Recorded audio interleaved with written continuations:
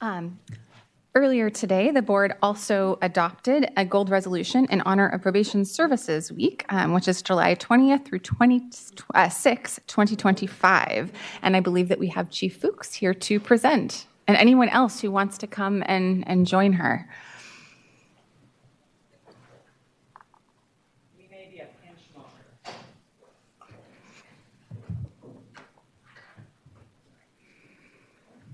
Good morning, Vanessa Fuchs, Chief Probation Officer.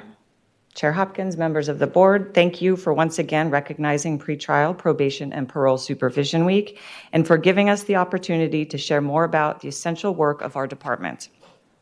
I've again invited 3 of our dedicated professionals to briefly reflect on what being a part of the probation field means to them, but before they speak, I'd like to offer a couple remarks. Probation Services Week provides a meaningful opportunity to shine a light on the often unseen but deeply impactful work of probation professionals. Our staff play a critical role in fostering public safety, guiding rehabilitation, and supporting justice-involved individuals as they rebuild their lives and reintegrate into the community. The work is rewarding, but it is not without risk. The recent and horrific incidents involving Bay Area parole agent Joshua Bird, who was shot and killed last week, and San Joaquin County probation officer Jim Christensen, who was intentionally set on fire just over a week ago, are stark reminders of the dangers community correction professionals face in the line of duty. These tragedies weigh heavily on our hearts and highlight the courage it takes to do this job every day. Today's probation work in California looks very different than it did a generation ago. We're not just enforcing conditions, we're engaging in evidence-based, trauma-informed practices that promote real and lasting change. Our teams are highly trained so that they are able to meet individuals where they are and help them move forward. Because probation is delivered at the local level, we are uniquely positioned to provide community-specific solutions that balance accountability with opportunity.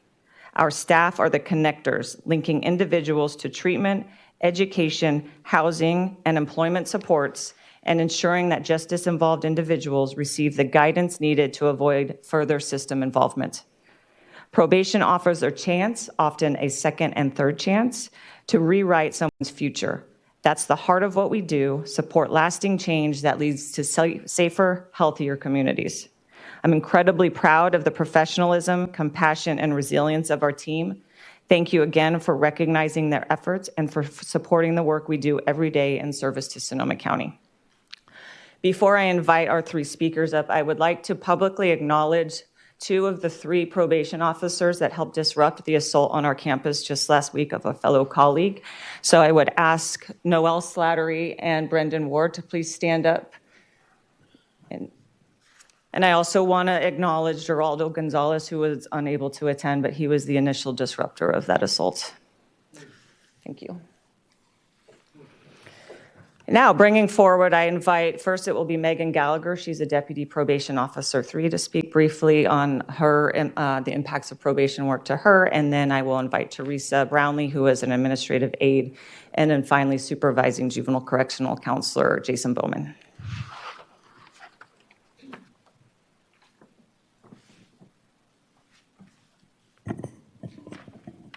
Good morning, members of the board. My name is Megan Gallagher. I am a Deputy Probation Officer 3 in Probation's Adult Division. My career in probation has gone kind of a linear direction. I first began in pretrial services and then moved to field supervision. And I'm currently in our programming unit at the Day Reporting Center.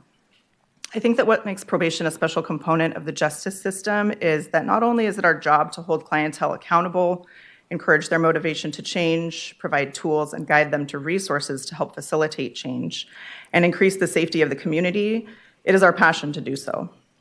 We get to witness the hard work that our clients put into turning their lives around and get to see them celebrate their successes.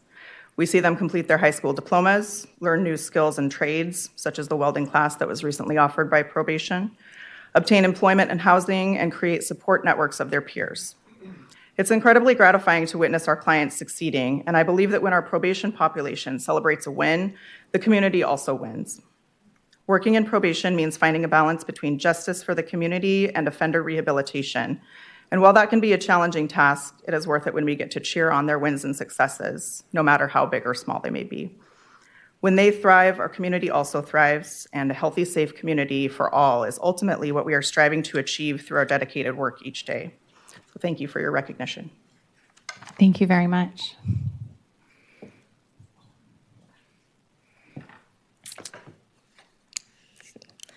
Good morning, Chair Hopkins and members of the board. My name is Teresa Brownlee, and I've been with the Sonoma County Probation Department for 6 years. I'm proud to serve as an administrative aide as part of the planning, implementation, and evaluation team for juvenile services. Our mission is to continuously improve services and outcomes for people under the supervision of the Probation Department by providing support and leadership in program planning, implementation, and evaluation. While my role is more behind the scenes, I understand how important administrative support is to the work we do, especially when it comes to helping our justice-involved youth get back on the right path. Every day, I help to ensure that the operations run smoothly, whether it's managing paperwork, reaching out to our community-based organizations, assisting staff, or helping coordinate the resources they need to do their jobs. It may not always be visible, but I know that providing that support, I'm contributing to something much bigger, helping our juvenile probation officers while they focus on what matters most, guiding our youth to an opportunity for a second chance. What makes this work meaningful to me is knowing that we're part of a system that believes in growth, accountability, and rehabilitation.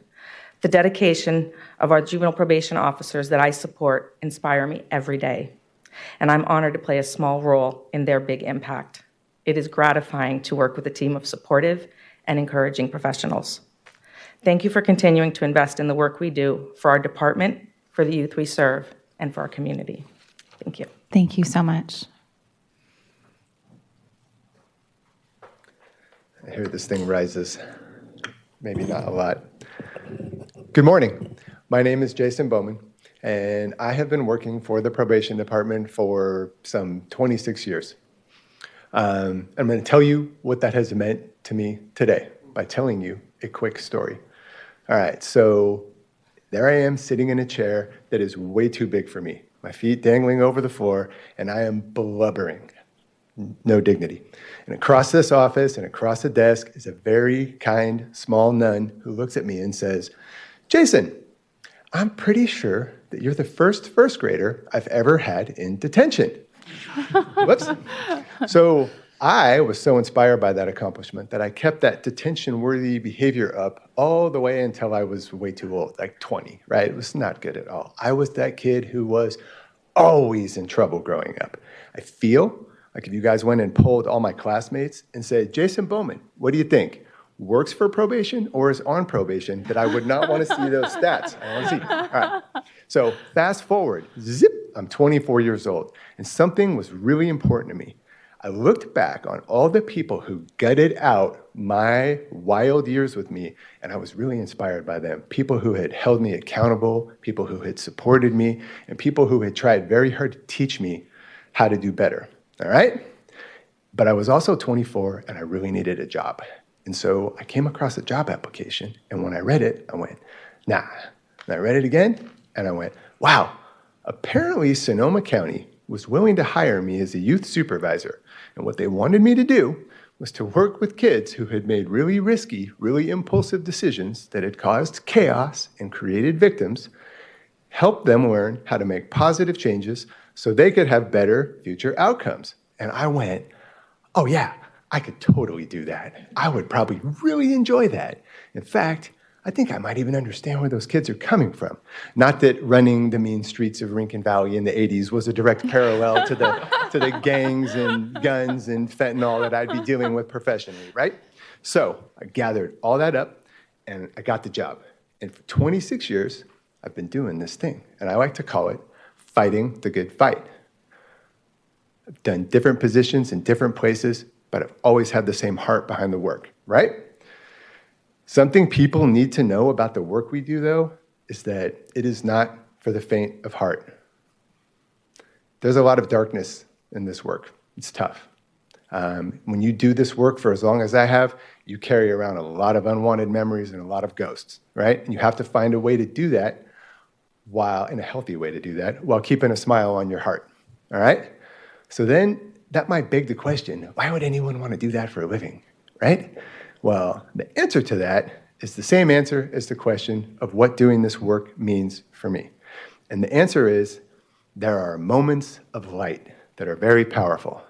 Maybe 11 months ago, I'm in Home Depot doing some Home Depot dad stuff, and I see a young man, and I totally know him, but he's got 4 guys with him. I don't want to put him on the spot, so I kind of just stood there, and as soon as he saw me, he definitely wanted to talk. The first thing I noticed is that the 4 guys standing behind him are no longer his homeboys. They were clearly his employees because he turned around and was like, go, go, and they started loading lumber up onto carts and doing all this. He was so excited to tell me about how well he's doing. He's an independent contractor. He's on his way to a job. He's checking so many life boxes, family. He's a really happy guy. And he remembers all of us who were working with him when he was younger and screwing up, who stuck with him and tried to help him get there. He's really appreciative, right? And so here at the tail end of my career, I'm thinking about that, and I'm also thinking about how amazing like the professional payoff of that is. And yet there's one more little piece in there. As I'm shaking this kid's hand in Home Depot before he heads off to work, I have this feeling that's really powerful, that it's almost like I'm shaking hands with myself across space and time. And it kind of choked me up a little bit. And so here at the tail end of my career, what I really want everyone to know is that I am really grateful to Sonoma County and to the probation department for employing me to do this work, which has been really fulfilling despite being very difficult, and also was a huge opportunity for me to pay forward everything that people did for me. It's hugely rewarding, all right? And so the good fight, I'm telling you, it's still out there, and we still need strong people at all levels to keep fighting it. And so as I move on to the next chapter of my life, I just want all those people to know that I'm going to be rooting for them, and I hope they find the same joy in the work that I have. Thank you.